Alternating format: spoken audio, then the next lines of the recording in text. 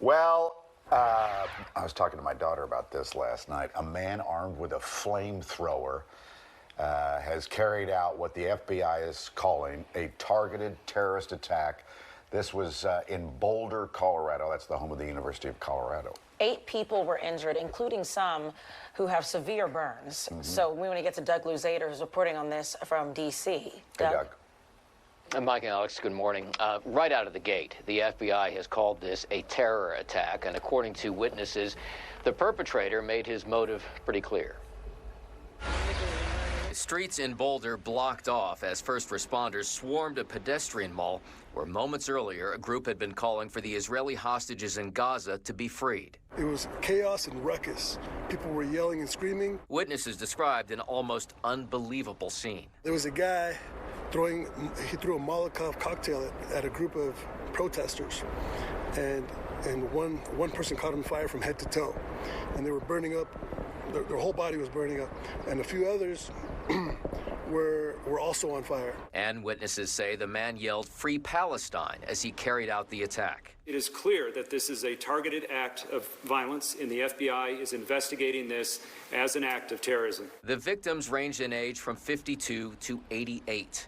The suspect who was arrested was identified as 45-year-old Mohamed Sabry Soliman from El Paso, Texas.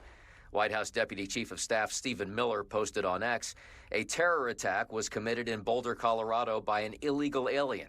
He was granted a tourist visa by the Biden administration, and then he illegally overstayed that visa. In response, the Biden administration gave him a work permit. And the attack came less than 2 weeks after 2 Israeli embassy workers were shot and killed outside of the Capitol Jewish Museum in Washington. That suspect was also said to yell, "Free Palestine."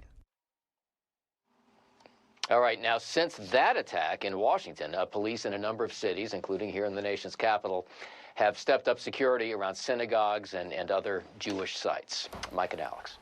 Yeah, I'm reading more about it here too, Doug.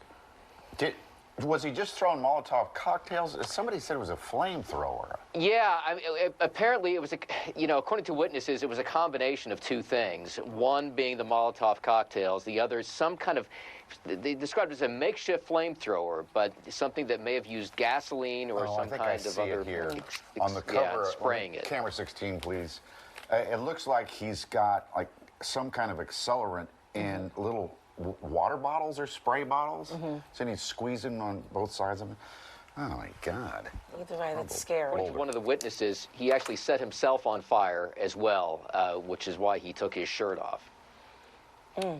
Is he alive?